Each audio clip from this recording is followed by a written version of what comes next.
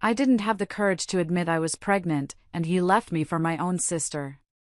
My heart was shattered as my family turned their backs on me. Years later, when we met again by chance. Hello everyone. Thank you for being here with me today. Before I begin my story, I'd love to know which city you're joining us from. Please feel free to share in the comments. Now, let me take you into this story. My name is Beverly. And my story begins on a Tuesday, the kind of dreary, rain-soaked Oregon afternoon that makes you want to curl up inside with a hot drink and a good book. That's exactly what I was doing, but the feeling in the pit of my stomach was anything but cozy. The rain tapped a steady, relentless rhythm against the cafe windows, blurring the quiet street outside into a watercolor painting of gray and green. Inside, the air was warm and smelled of coffee and steamed milk, but I couldn't feel any of it. A chill had settled deep in my bones that had nothing to do with the weather. Only the low hum of the espresso machine and the occasional clink of a spoon against porcelain broke the heavy silence between us. I was sitting at a small corner table, my fingers wrapped so tightly around a cup of chamomile tea that my knuckles had turned white. The tea had gone lukewarm ages ago, but I didn't notice. My focus was entirely on the man sitting across from me. Arthur Brooks. He was staring out the window, his gaze fixed on the rain-slicked glass, avoiding my eyes. That should have been my first clue. He had this way of looking anywhere but at you when things got difficult. His jaw was tight, his shoulders tense. He was a million miles away, and a terrible, cold dread began to crawl up my spine. You see, I had come here with a secret. A beautiful, terrifying, life-changing secret tucked away inside me, a secret I had practiced revealing 100 times on the drive over. The words were sitting right on the tip of my tongue, ready to spill into the space between us. I had imagined his face when I told him. Surprise, at first. Then maybe a slow-spreading smile, that boyish, lopsided grin that I used to love so much. I imagined him laughing, pulling me out of my chair and spinning me around right there in the middle of the cafe. I was ready. I was so ready to look him in the eyes and say the 4 words that would change our lives forever, I'm having your baby. But I never got the chance. Before I could gather the last of my courage, he cleared his throat. The sound was like a stone dropping into a quiet pool, sending ripples of anxiety through me. He finally turned from the window, but his eyes only met mine for a fleeting second. Beverly, he began, his voice was uneven, hesitant. I need to tell you something. I blinked, my own carefully rehearsed words dying on my lips. A nervous laugh escaped me. That's funny, I whispered, my hand brushing against the rim of my cup. I was about to say the same thing. A strange look crossed his face, not curiosity, but something closer to panic. No, let me go first, he said, exhaling sharply as if the words were a physical weight he had to force out of his chest. He took a long, slow breath. You're an amazing woman, Beverly. Honestly. You deserve so much. My heart stuttered. That's the kind of thing men say when they're about to leave. It's the gentle, cowardly preamble to a goodbye. The cold dread from earlier turned into a solid block of ice in my stomach. But the truth is, he continued, his voice dropping, I've fallen in love with someone else. The words didn't just hang in the air, they seemed to echo off the walls of the nearly empty cafe, growing louder and louder until they were the only sound in the world. For a split second, I was sure I had misheard him. It felt like a line from a movie, too dramatic, too unreal to be happening in my life, in this quiet little cafe, to me. But then I looked at his eyes, which were once again fixed on the rain outside, and I knew. I hadn't misheard a thing. The world tilted on its axis, and my carefully constructed future shattered into a million tiny pieces. He wasn't looking at me. He couldn't even give me that. He was already gone. He kept talking, his tone awkwardly apologetic, as if he were explaining a dent in a borrowed car, not shattering a life. Please don't take it the wrong way, he mumbled, a phrase so ridiculous I almost laughed. These things just happen. We're just different people, you and I. Maybe I never really loved you the way you thought I did. Each word was a physical blow. My hands, resting on the table, started to tremble. I fumbled for a paper napkin, folding and unfolding it until the flimsy paper tore between my fingers. I kept my eyes down, fixed on the polished wood grain of the table, as if staring hard enough could keep me from shattering right there in front of him. I just nodded. Once, then again. A tiny, jerky movement of my head that felt like it took all the strength I had left. I don't want you to hate me, he added, finally glancing at her. His cowardice was almost more painful than his betrayal. He wanted to be the good guy, even now. And don't try to change my mind. It's over. The scrape of his chair against the floor was a sound of finality.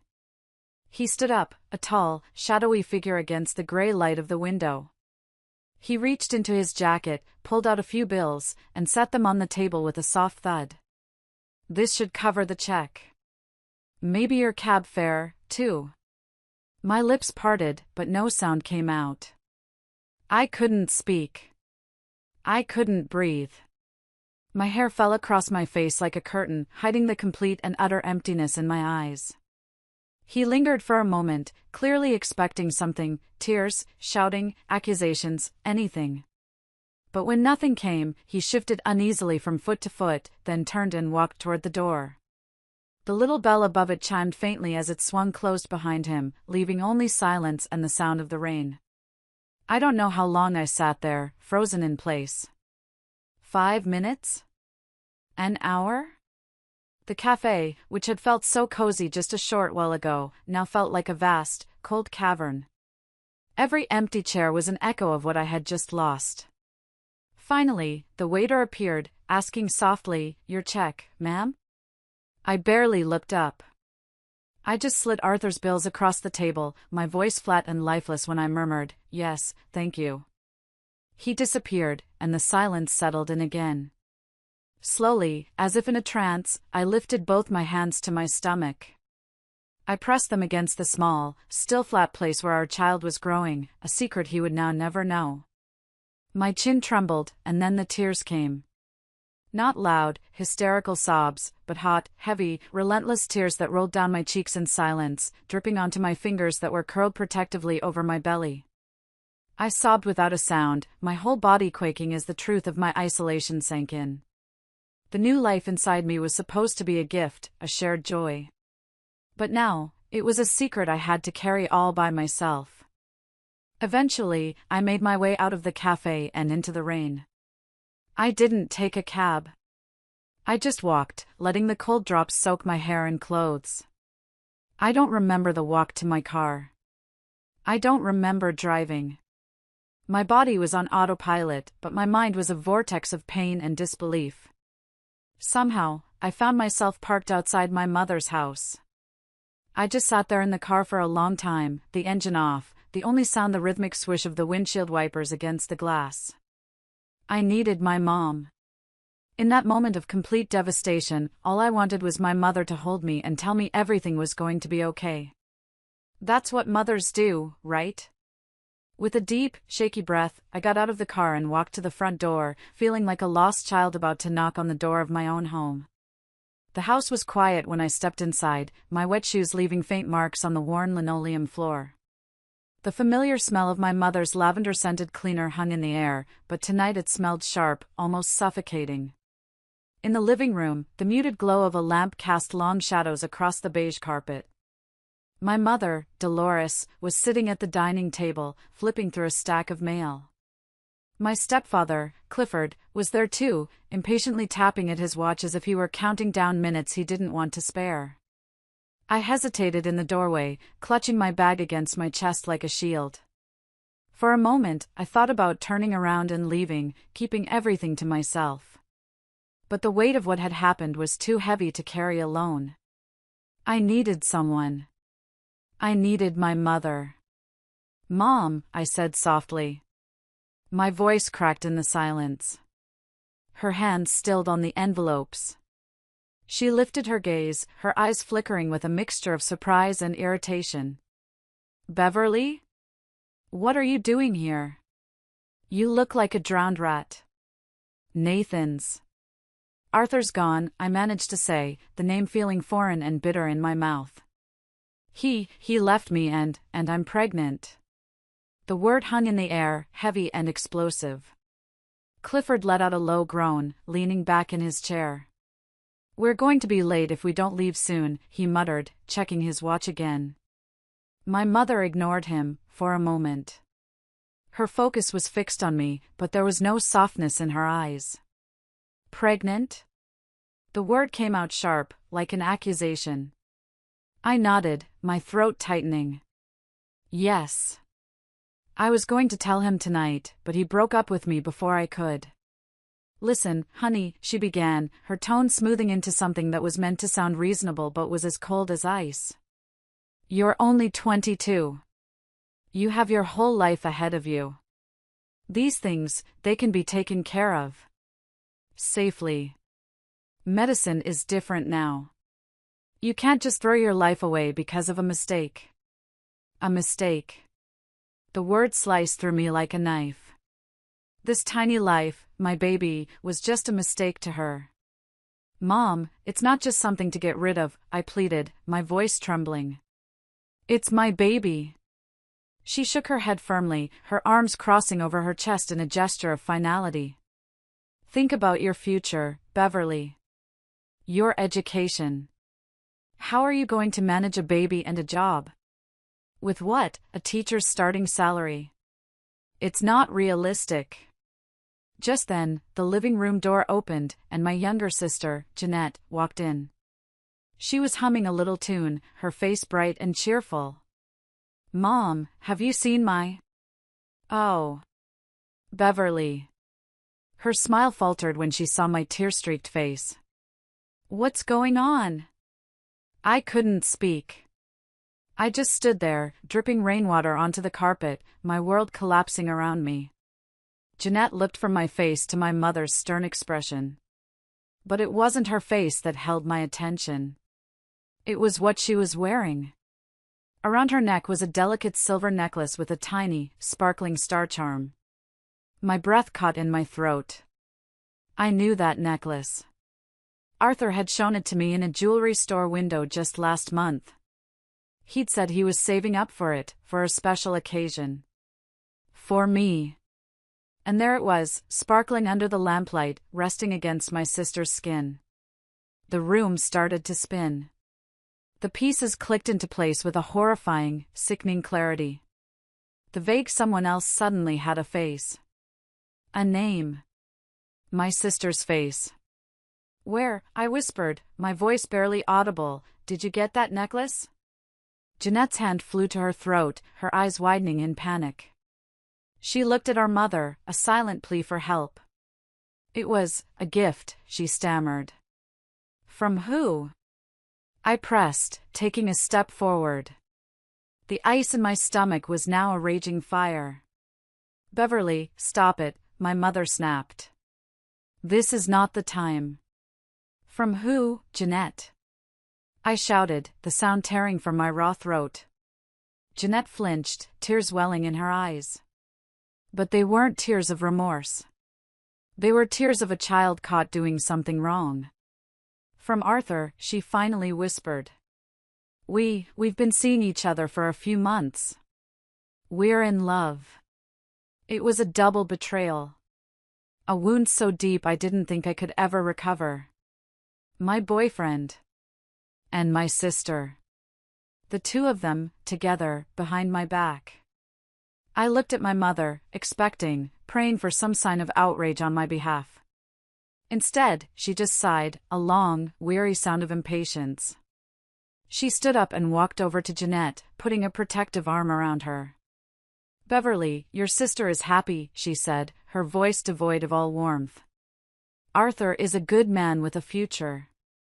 It just happened. You need to be an adult about this. Being an adult. They had shattered my life, my family, my heart, and I was the one who needed to be an adult. The betrayal wasn't just from Arthur and Jeanette anymore. It was from my own mother, standing there defending my sister's treachery. I was utterly, completely alone. I didn't say another word. I couldn't. There was nothing left to say. I turned around, my body moving like a wooden puppet, and walked out the door, back into the rain. I didn't look back. I got in my car and drove away, with no destination in mind. The image of that silver necklace burned into my memory. I must have driven for hours, the windshield wipers keeping a frantic beat to the storm raging inside me. I ended up in a dingy motel room off the highway, the kind with a flickering neon sign and thin, scratchy blankets. I lay on the bed, fully clothed, and stared at the water-stained ceiling all night. I didn't cry. I think I was beyond tears. I was just empty. A hollowed-out shell. In that silence, as the darkness of the room pressed in on me, my mind drifted to a different time, a warmer time. I remembered summers as a little girl, running barefoot through my grandmother Harriet's apple orchard just outside of Eugene. I remembered the smell of freshly baked apple pie cooling on the windowsill, the sound of her laughter carrying across the yard. I remembered the feeling of her arms around me, strong and safe, how she'd listened to my childhood worries as if they were the most important things in the world. Back then, life had felt steady. Safe. That was it. That was the only place left to go. The next morning, I drove to the nearest bus station. I used the last of my cash to buy a one-way ticket to Eugene. I didn't pack a bag. I just left with the clothes on my back and the tiny, secret life growing inside me. The bus ride was long and quiet. I sat by the window, watching the suburban neighborhoods give way to open farmland. Fields damp with morning dew, old barns tucked against rolling hills. The air seemed lighter out here, cleaner. I closed my eyes, letting the rhythmic sway of the bus calm the storm inside my chest. I pressed a hand to my belly and whispered silently to the only person in the world who was truly on my side. We'll be okay somehow. We'll be okay. By the time the bus slowed into the small rural station, the clouds had broken, and thin rays of sunlight spilled over the platform. I stepped down, feeling tired and lost, and then I saw her. My Grandma Harriet. She was standing at the end of the platform, wearing her old, worn cardigan, a scarf looped neatly around her neck. Her silver hair caught the light, and her eyes, the kindest eyes I've ever known, softened the instant they landed on me. Without a moment's hesitation, she opened her arms wide. "Beverly, sweetheart," she called, her voice warm and steady, just as I remembered. The moment I fell into that embrace, the tight, painful knot in my chest finally loosened. Her hug smelled faintly of flower and wood smoke, a scent that carried me straight back to simpler days. For the first time since I'd walked into that coffee shop, I felt a tiny piece of my burden lift. I buried my face in her shoulder and finally let myself cry. I cried for Arthur, for Jeanette, for my mother, for the baby, for the girl I used to be. And my grandmother just held me, stroking my hair, letting me pour out all my pain without saying a word. She just held me. And that was everything. "You should have told me you were coming," Grandma Harriet said, keeping an arm around me as we walked toward her old pickup truck. "I would have baked that apple pie you love so much." I managed a small, watery smile. "That's exactly why I didn't tell you. I didn't want you to fuss." We drove back along familiar country roads, the fields stretching endlessly under the autumn sky. She filled the silence with gentle questions about my classes, my friends, how I'd been. I tried to answer, but my words kept failing me. It wasn't until we were sitting at her cozy kitchen table, with steaming cups of chamomile tea between us, that I finally let it all spill out. The farmhouse was just as I remembered, lace curtains on the windows, jars of preserves lined up neatly on the counter, and the old grandfather clock ticking steadily in the corner. I wrapped my hands around the warm cup, staring into the steam, and told her everything. "He left me, Grandma," I said, my voice barely louder than a whisper. "Arthur's gone. And the woman he left me for, it's Jeanette." I saw a flicker of deep sadness in her eyes, but not surprise. It was as if she'd always known the character of her other grandchildren. And I'm pregnant. Mom. Mom doesn't want me to keep it. She says it's a mistake. My grandmother's eyes never left mine. She didn't interrupt, didn't scold, didn't even gasp. She just listened, her gaze steady, her presence like an anchor in my storm. When I finished, tears were sliding down my cheeks again. I don't know what to do, I choked out. I don't want to lose this baby, but I can't do it alone.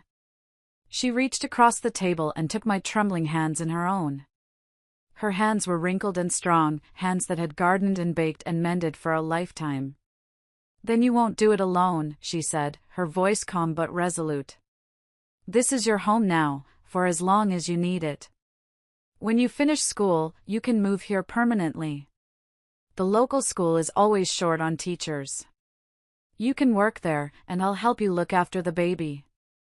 Her words were so simple, so practical, yet they felt like a lifeline. For the first time since that horrible afternoon, I felt the heavy despair ease just enough for hope to slip in.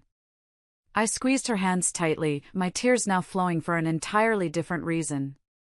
In that small farmhouse kitchen, I wasn't abandoned. I wasn't hopeless. My child and I, we had a place in this world. The months that followed were quiet and healing. I transferred my college credits to a local school and finished my degree. Grandma Harriet never treated me like a burden. She treated me like a daughter. We fell into a comfortable rhythm. We'd garden together in the afternoons, cook dinner in the evenings, and sit by the fire at night, her knitting needles clicking softly as I studied. She'd tell me stories about her own life, about the hardships she'd faced after my grandfather's funeral, about the inheritance of resilience that was passed down through the women in our family. She taught me that strength wasn't about not falling, it was about getting back up every single time. And then, that winter, in the modest upstairs bedroom with a quilt-covered bed and lace curtains, I brought my son into the world. The labor was long and fierce, but when the midwife finally placed the newborn in my arms, everything else faded away. He was so small, his fists clenched tight, his cries piercing yet strangely comforting. I gazed at him through tear-filled eyes, my heart swelling in a way I had never known possible. Walter, I whispered, the name feeling right and strong. Walter Whitaker. He would bear my name. My strength. His future would not be tied to the man who had abandoned him before he was even born. From that day on, my life was turned completely upside down, in the most wonderful and exhausting way possible. The nights were a blur of feedings and diaper changes, the days a marathon of juggling a newborn and my final college courses. But I never once resented it. I'd rise in the dark, silent hours, cradling Walter against my chest until his tiny breaths evened out, and I'd smile through the fatigue. Every milestone, his first smile, his first laugh, the first time his small hand wrapped around my finger, was like sunlight piercing through clouds. It was a pure, uncomplicated joy that healed parts of me I didn't even know were broken.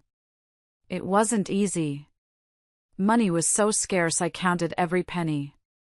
I took on part-time tutoring work, grading papers late into the night after Walter was asleep. But Grandma Harriet was my rock. She watched Walter when I had classes, cooked warm meals that kept us going, and always reminded me that persistence was stronger than despair. One step at a time, sweetheart, she would say, smoothing back my hair after a particularly long day. That's how you climb mountains. And so, I climbed.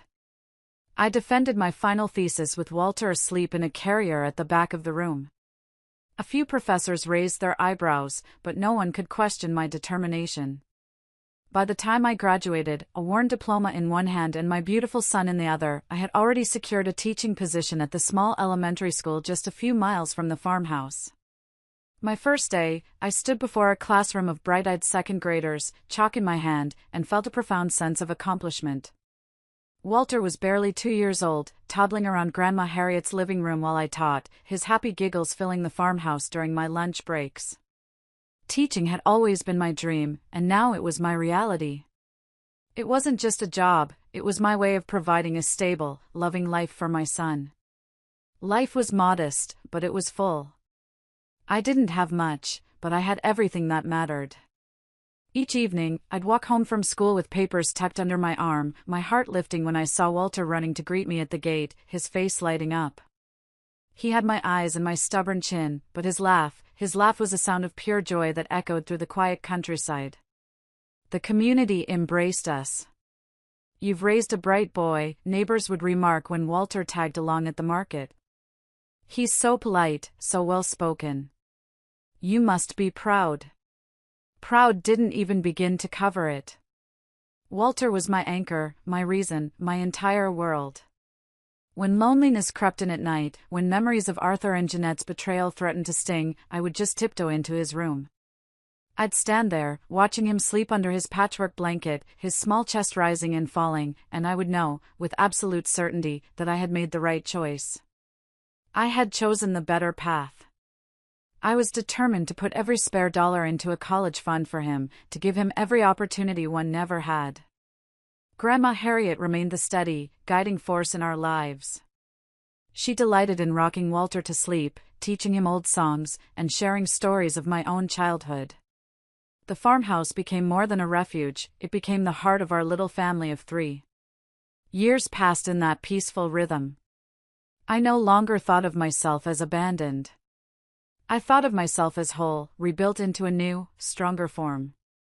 I was a mother, a teacher, and a granddaughter who had not let hardship destroy her.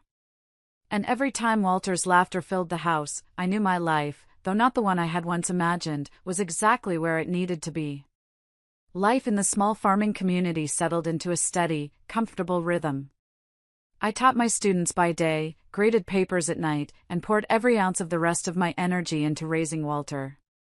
It was a full life, a good life, though sometimes, in the quiet moments after Walter was asleep and the house was still, a wave of loneliness would wash over me. I had long since stopped expecting romance or love.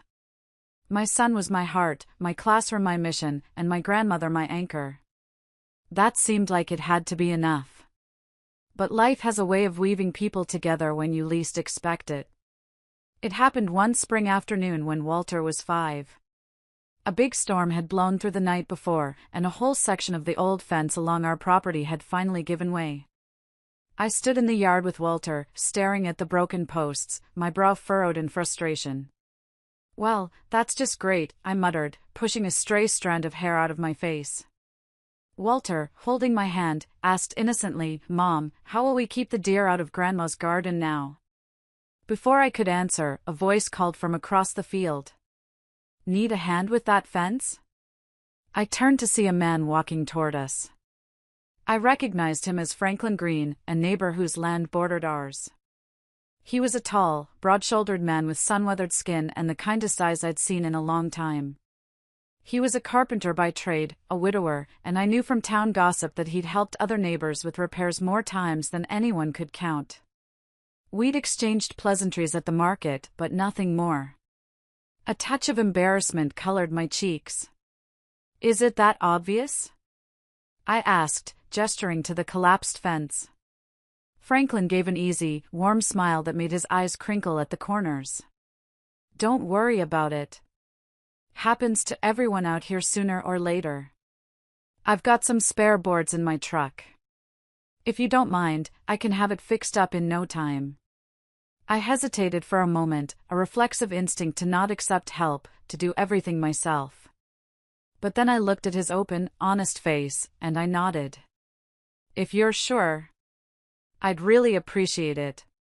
Walter was the one who warmed up to him first. While Franklin set to work, his movements efficient and strong as he hammered new boards into place, Walter peppered him with a million questions.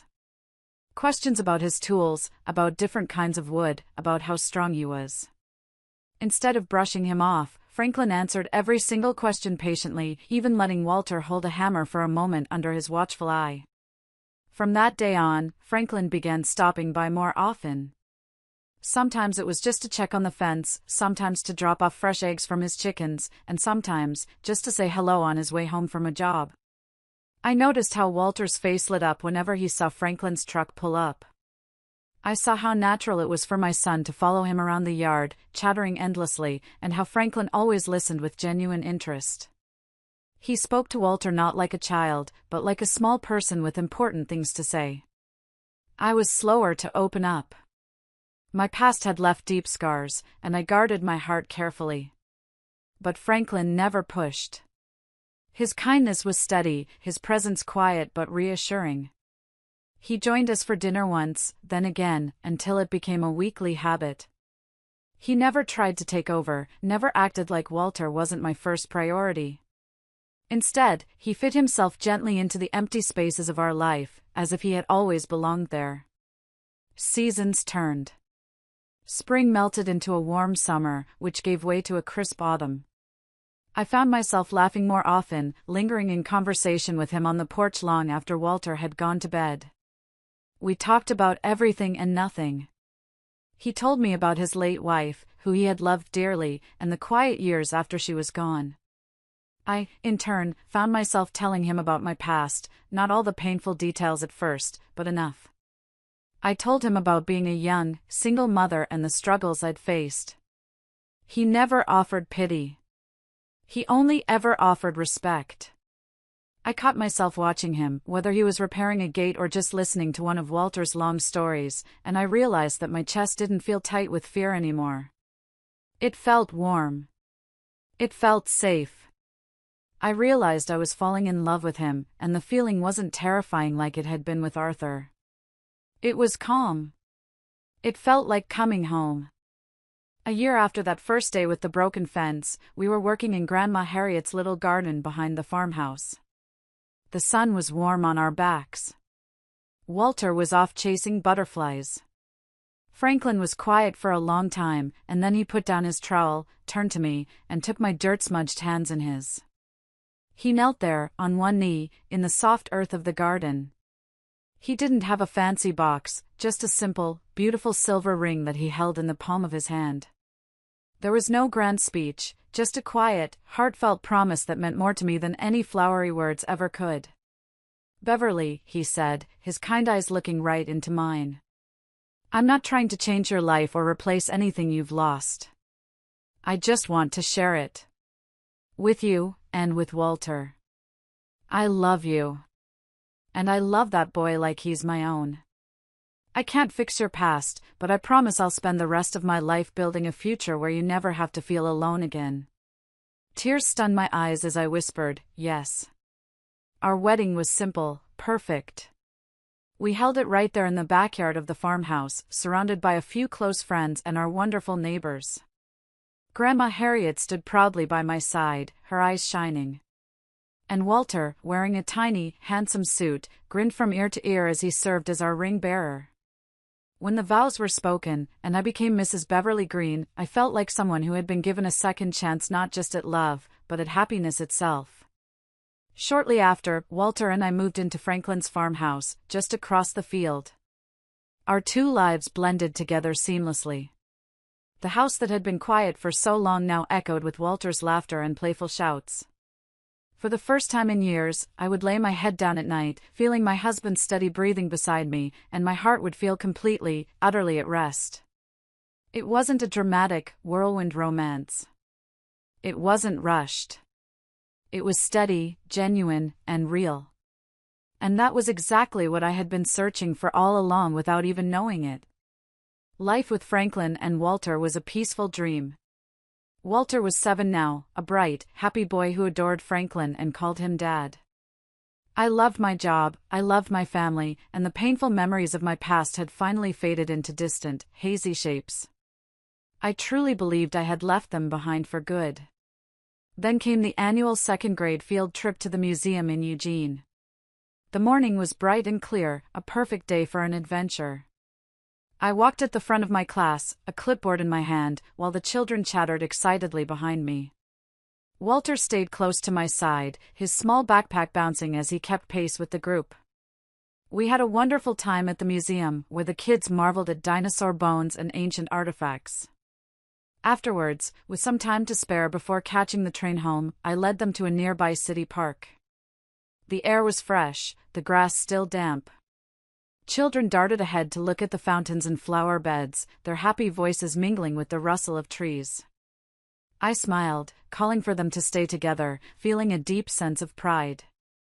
Pride for my students, for my son, for the beautiful, stable life I had built from ashes. And then, as we rounded a path lined with benches, I froze. Not 20 yards away, near the edge of the park, stood a couple. A man and a woman. I recognized them instantly. Arthur. And my sister, Jeanette. My breath caught in my throat. Time seemed to bend, pulling me back 7 years to that rainy cafe, to the words that had broken me. But this wasn't the same charming man I remembered. Arthur's hair was thinner, his face tight with tension. He was arguing with Jeanette, his voice rising in an angry, almost desperate tone. Jeanette, dressed in a sleek blazer, stood with her arms folded, snapping something sharp and dismissive back at him. People passing by slowed to watch as their argument escalated. I could hear fragments of their shouting, accusations about money, about his long hours at work, resentment simmering just below the surface. Arthur gestured wildly, his face flushed with frustration. The man who had once seemed so confident and in control now looked weak and bitter.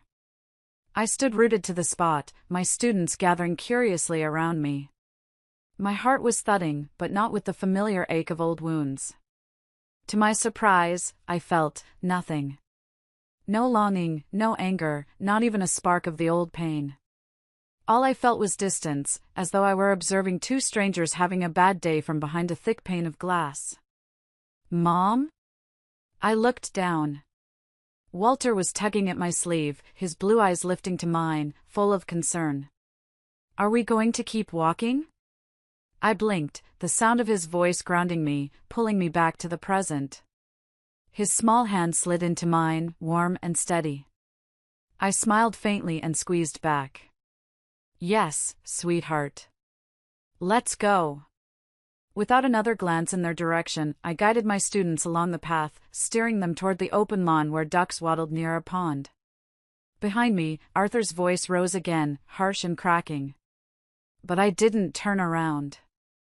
I just kept walking away, hand in hand with my son, leaving the ghosts of my past to their own bitter arguments. In that moment, I realized something profound.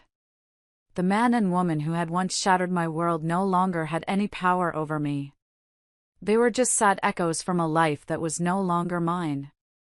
We spent another half hour at the park, letting the children run and play before it was time to head back to the train station. The kids were tired but still buzzing from the day's adventure. I walked alongside them, keeping count with my clipboard as we passed the shop fronts and cafes lining the street. Walter skipped a few paces ahead, pointing out a bakery display filled with frosted cupcakes. I smiled at his excitement, my heart feeling light and unburdened. Then my gaze drifted toward the window of a familiar-looking cafe, and I froze for the second time that day. Inside, seated at a corner table, the very same corner table from all those years ago, was Arthur. Time seemed to slow down. He looked older now, lines of stress carved deeper across his forehead, but the way he leaned back in his chair was unmistakable. Across from him sat Jeanette, looking stylish and confident. Between them, a little girl with curly hair, no older than 5 or 6, was toying with a spoon. My stomach tightened, my breath catching. For a moment, I couldn't move. My past, the betrayal, the heartbreak, all the nights I had cried myself to sleep, it was all sitting just a few feet away, smiling at another family. Then Arthur looked up. His eyes met mine through the glass, and they widened in recognition. He straightened up and, to my utter disbelief, he lifted his hand in a casual, friendly wave, as if we were just old acquaintances who had simply crossed paths on the street. Jeanette followed his gaze. When she spotted me, standing on the sidewalk with a group of second graders, her lips curved into a smug, condescending smirk. She leaned close to Arthur, whispering something I couldn't hear. He chuckled, and then they both laughed. A shared, private mockery at my expense. The sound, even muffled through the glass, pierced me like a blade. All the old hurt, the humiliation, the feeling of being discarded, it all came rushing back in a hot, painful wave. My legs felt stiff, my chest heavy with the weight of years I thought I had already buried. But it only lasted for a moment. Mrs. Green? One of my students tugged at my sleeve. Are we getting on the train soon? Mrs. Green. The name was an anchor. I blinked, pulling myself back into the present. Walter was at my side now, looking up at me with concern. I forced my lips into a small smile and nodded. Yes, we are. Come on, everyone. Let's not be late. Gathering my class, I turned my back to the cafe. I turned my back on their laughter, on their judgment, on the entire miserable chapter of my life they represented.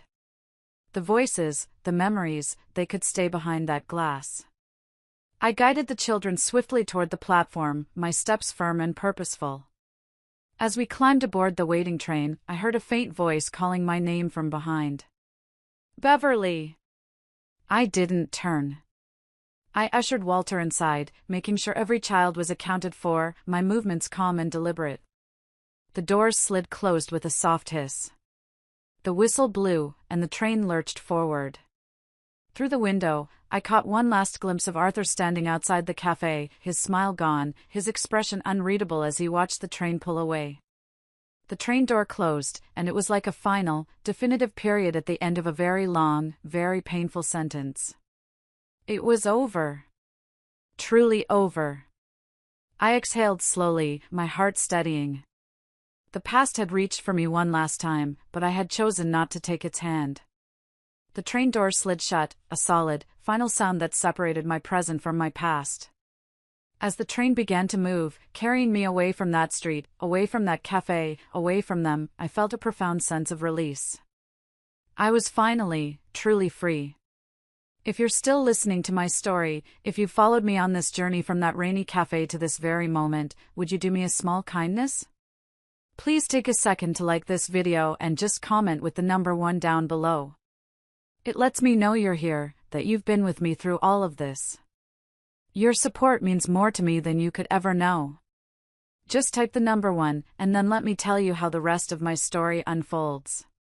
The train picked up speed, its wheels clattering against the rails with a steady, comforting rhythm. I guided my students to their seats, my teacher's voice calm and practiced as I counted heads one last time. Walter slid into the window seat beside me, pressing his small palms against the cool glass. He was quiet for a moment, his brow furrowed in thought. "Mom," he asked, his voice soft.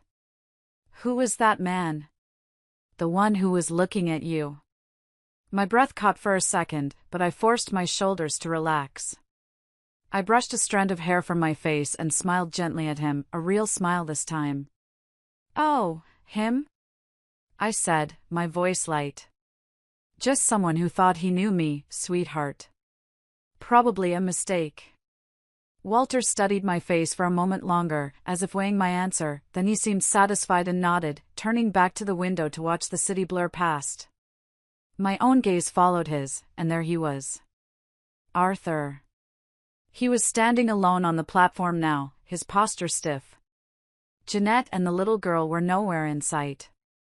He just stood there, a solitary figure against the concrete, watching the train depart. His eyes were fixed on our window, and they held an expression I had never seen on him before. Not arrogance, not mockery, but a hollow sort of confusion. Almost regret. He raised a hand slightly, as if he was tempted to wave again, but then he let it fall uselessly to his side. My chest tightened, but not with the familiar ache of old wounds.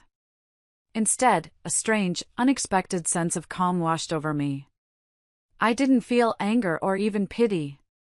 I just felt done. I didn't wave back. I didn't even nod. I simply turned my focus to the boy seated beside me, who was already pulling a notebook from his backpack to sketch the ducks he had seen in the park. The train carried us farther and farther away. Arthur's figure grew smaller through the glass until he was just a blur, and then he vanished altogether, swallowed by the distance. I let out a breath I hadn't even realized I was holding. For years, the shadow of that betrayal had followed me, creeping into quiet nights, making me wary of happiness. I had wondered what I would feel if I ever saw him again. Rage? Grief? Some desperate, pathetic flicker of hope? But now, in this moment, I felt none of those things. What I felt was peace. My hand rested lightly on Walter's shoulder, steady and protective. He looked up from his drawing, grinning as he held it out for my approval. I smiled back, my heart full, unburdened. The past had tried to catch me, tried to remind me of what I had lost. But I no longer lived there. My life was here, with this wonderful child who needed me, with the good man who loved me, with the home that was waiting for our return. By the time the train pulled into our small rural station, the sun was dipping low, painting the Oregon sky in shades of pink and gold. The children filed off, their chatter buzzing with the leftover excitement from the trip. I guided Walter down the platform, my heart feeling lighter than it had in years. Each step away from the city felt like a step deeper into peace. When we reached our farmhouse, the warm smell of something savory and delicious drifted through the open kitchen window. The porch light was on, a welcoming golden beacon in the twilight. We walked inside, and there was Franklin. He was standing in the kitchen, his sleeves rolled up, moving confidently between the stove and the counter. He looked up as we walked in, his face breaking into that easy, wonderful smile of his. "Perfect timing," he said, lifting a skillet. "Dinner's almost ready. Just waiting on my fishing partner here." He winked at Walter. Walter dropped his backpack by the door and ran forward, practically bouncing on his toes. "Dad! Dad! Tomorrow I'm going to catch the biggest fish in the whole river. Bigger than the dinosaur we saw at the museum. You'll see." Franklin laughed, a deep, happy sound that filled the whole kitchen and ruffled Walter's hair. "Well then, I'd better bring an extra large pan, because your mom is going to need proof." I leaned against the doorway for a moment, just watching them. The soft lamplight wrapped the room in a warmth that no storm could ever chase away. My son's laughter was clear and unburdened. The man I loved moved with the kind of gentle ease that came from a love that was freely given, not taken. This was real. This was my life. Walter darted over to me, tugging at my hand. "Mom, you'll eat the first piece of my fish, right? Promise?" I bent down, brushing a kiss across his forehead. "I promise," I whispered, my smile tender. I glanced up at Franklin then, and our eyes met in a moment of quiet understanding. There were no grand gestures, no speeches, just the shared knowledge that what we had built together was strong and real, and it was more than enough. I slipped off my coat and hung it by the door. And as I did, I realized something. I didn't feel the weight of what had been. I didn't hear Arthur's voice in the back of my mind. I didn't see the shadows of that rainy cafe, or the mocking laughter behind the glass. Those ghosts had no place here. They had been left behind, on a lonely train platform, where they belonged. What mattered was here. Now. It was the boy twirling in the kitchen, excited about tomorrow's fishing trip. It was the man stirring a pot on the stove, humming softly to himself. It was the life we had created together, steady and honest and true. I walked into the kitchen, wrapping my arms around Franklin's waist from behind, resting my cheek against his strong back. He reached for my hand and squeezed it gently. And in that simple, quiet moment, I knew, with every fiber of my being, that I was exactly where I belonged. Thank you. Thank you for listening to my story. It's funny how life works out. The paths we think we're supposed to be on sometimes lead to dead ends, just so we can turn around and find the right road waiting for us all along. If you have a story of your own, about finding strength you never knew you had, I'd love to hear about it in the comments below. Take care of yourselves. Goodbye. And so, as Beverly's story gently fades into the warmth of her newfound peace, we are reminded of the profound resilience of the human spirit. Life, with all its unpredictability and heartbreaks, has a way of testing our strength and determination. Yet, it is often through these trials that we discover who we truly are. Beverly's journey teaches us that even in the face of betrayal, loss, and uncertainty, we hold the power to rebuild, to turn pain into purpose and create a life filled with love, hope, and meaning. Her story is a testament to the importance of self-worth and the courage to choose what is right for ourselves, even when the world seems to pull us in every other direction. It shows us that the past does not define us, and that the future is always ours to shape. True happiness lies not in perfection, but in the quiet moments of joy, the bonds we nurture, and the strength we find within ourselves to keep moving forward. As you reflect on this journey, consider your own path. What challenges have you overcome? What lessons have shaped you into the person you are today? If Beverly's story resonates with you, leave a comment below or simply type good to share how this message has inspired you. Together, let's celebrate the beauty of resilience and the power of hope.